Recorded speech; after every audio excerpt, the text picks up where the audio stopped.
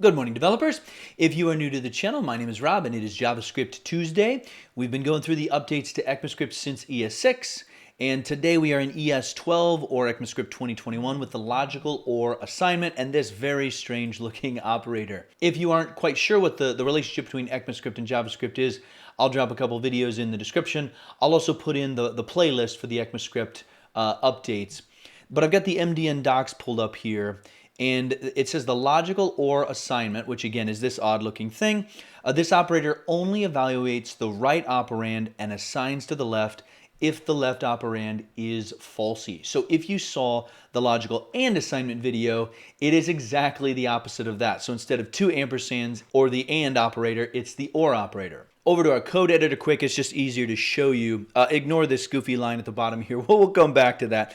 But just a little bit of JavaScript 101 here. If we say let x equal 0, and then right below it here, we'll say x OR, and then we'll put inside of it console.log the left side was false. The way that JavaScript works is this thing means one or the other has to be true.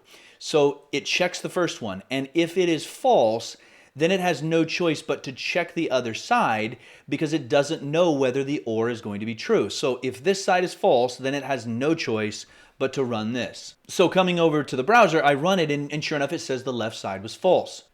If I change this to the number 1, what happens now is this, right, evaluates to 1.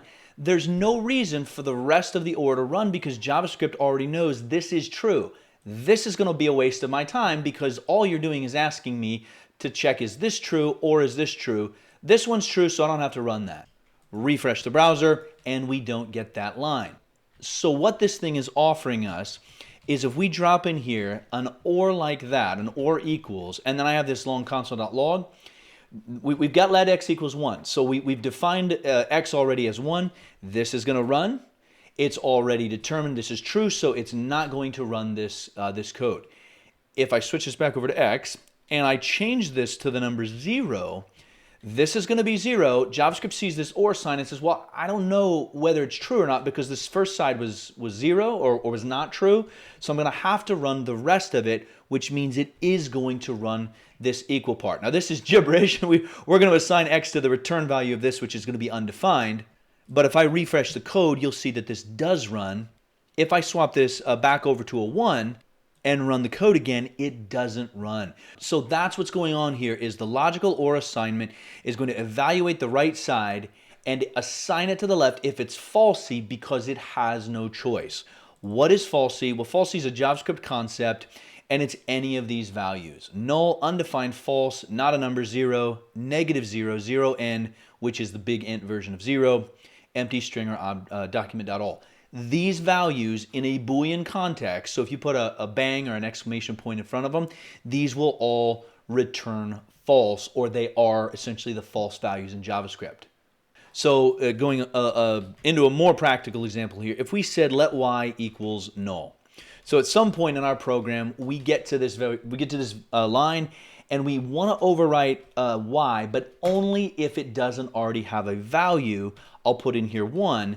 This will only assign y to 1 if it doesn't already have something. And I'm putting something in quotes because, as I said, it's actually whether or not it's falsy, something assigned. That is really what this thing is for, is sort of initial assignment. I want to assign y to something, but I don't want to overwrite something else, and that something meaning something is truthy. Truthy meaning it's not falsy, or it's not one of these crazy variables here. Okay, so going back to kind of look at the docs real quick, it gives the syntax. We already looked at this example. This is essentially what it's doing. If x is false, and then it runs into an OR symbol, it has to run the right-hand side in order to find out whether that OR is true or not. That is exactly what this thing does. It cuts things down. And that's a lot of these recent updates in ECMAScript are trying to help us out with these idiomatic expressions. Those are common anytime we've got, and I guess I'll put it back in there, x or x equals 1. This kind of thing has been common in JavaScript where if you wanted to pull off this behavior, You can, it just is kind of silly to have to do this, but we do it all the time. The AND operator, and I'll link that video as well, it does just the opposite. We only want to overwrite this if there's something already there. It gives us a faster way to write that. So continuing on here, they give a couple more examples. Down at the bottom, the main one is going to be setting default content. We only want to overwrite a given variable if there's nothing already there. They give us a note here, pay attention to the value returned by the API you're checking against. You need to make sure that it is a falsy value. So something like no lyrics for the example they gave, or an actual string, that's not falsy, that is a value, and so that would not get evaluated. Browser support, it goes back many years, 2 or 3 years, depending on when you're watching this. So support is good. As kind of a fun wrap up, I've got this statement down at the bottom. X is 1 as defined on line 3 here. So I've got this complete gibberish statement, right? We're going to run equals an empty array raised to the 6th power divided by a plus b. Those variables aren't even declared. So JavaScript should definitely error. Divided by an empty object plus, and then run this console.log.